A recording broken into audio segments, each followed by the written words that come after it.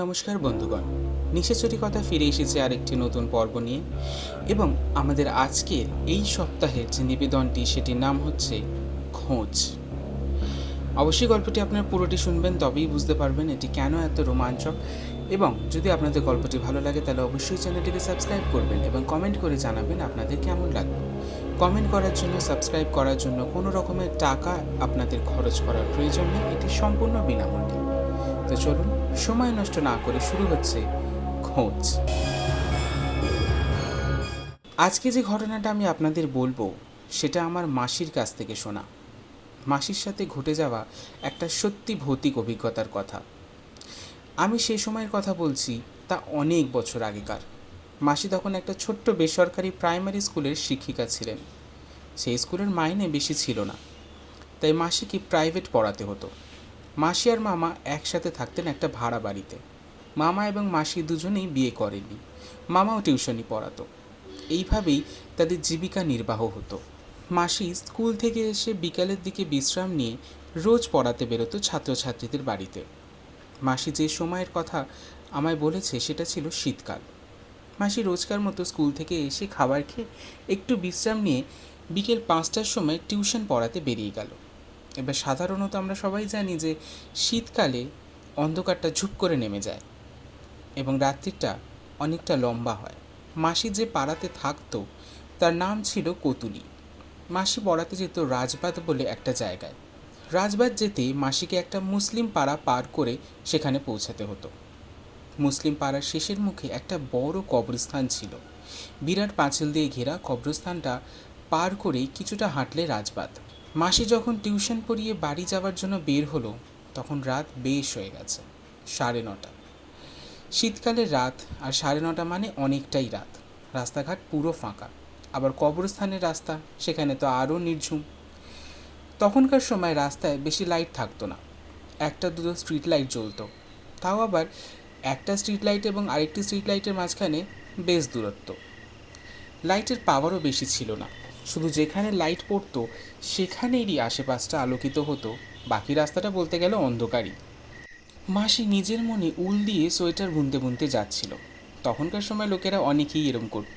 সেই সময় যেহেতু রাস্তায় বেরোনোর পরে কোনো ফোন কারোর হাতে ছিল না, তো সেই জন্য ঘরেরই ছোটোখাটো কাজ নিয়ে তারা বেরিয়ে পড়তো। কেউ ছোটোখাটো নিজেদের পোষ্য নিয়ে বেরোতো, কেউ উল বুনতে বুনতে যেত, কেউ গান গাইতে গাইতে যেত। সেরকমই সেই সময় মহিলারা প্রায় উলের সোয়েটারই বুনতো। বাইরে থেকে কেনার সুযোগ অনেকেরই ছিল না। এখন কেউ বানায় কিনা জানি না, কারণ কাউকে আর বুনতে দেখি না। যাক, সেসব কথা।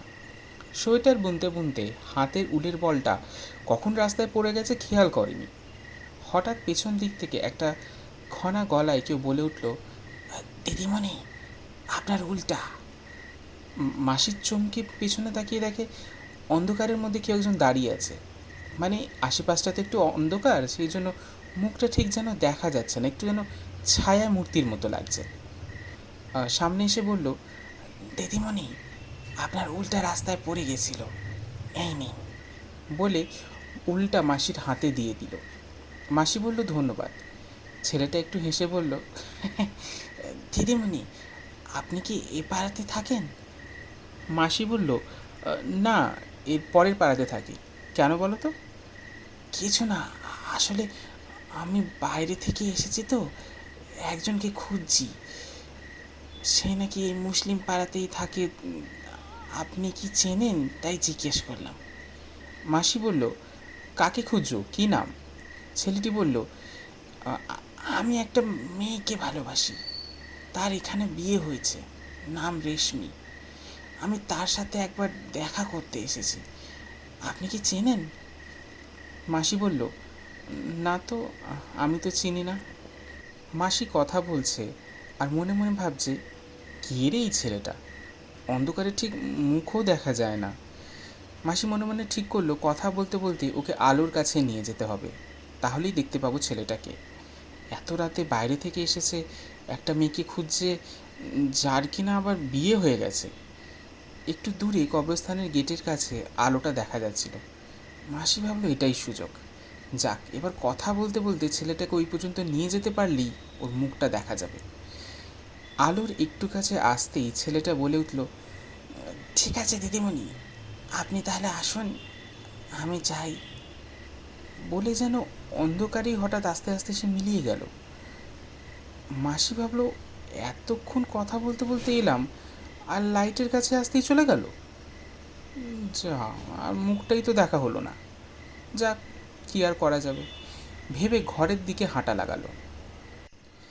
ঘরে পৌঁছে খেতে বসে মামা মাসিকে বলল, দিদি, একটা ঘটনার কথা শুনেছিস? মাসি বলল, না তো, কিছু শুনিনি তো। মামা বলল, টিউশন পড়িয়ে আসার সময় শুনলাম মুসলিম পাড়ার ওইখানে নাকি একটা ছেলে সুইসাইড করেছে। তাকে আজকে সন্ধ্যের সময় কবরস্থানের কাছে কবর দেওয়া হয়েছে।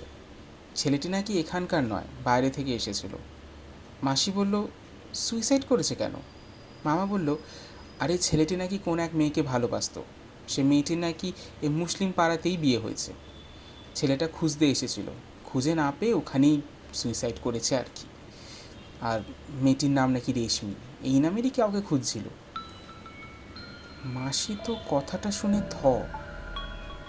তাহলে যার সাথে আমি কথা বলতে বলতে এলাম, যে আমাকে উল্টা কুড়িয়ে এনে দিল, তাহলে ওটাই হচ্ছে, ওই ছেলেটাই কি আত্মা?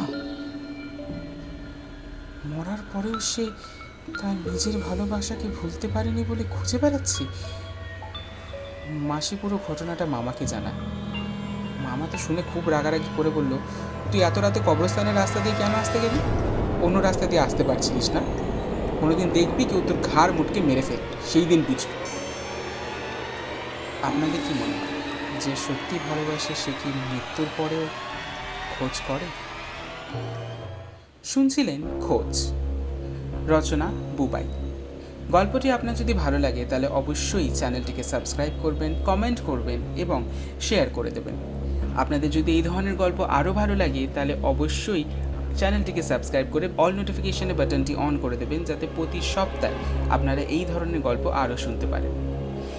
আমরা ফিরে আসবো পরের শনিবার ঠিক রাত 9টায়। ততক্ষণ শুনতে থাকুন নিশিত জড়ি কথা।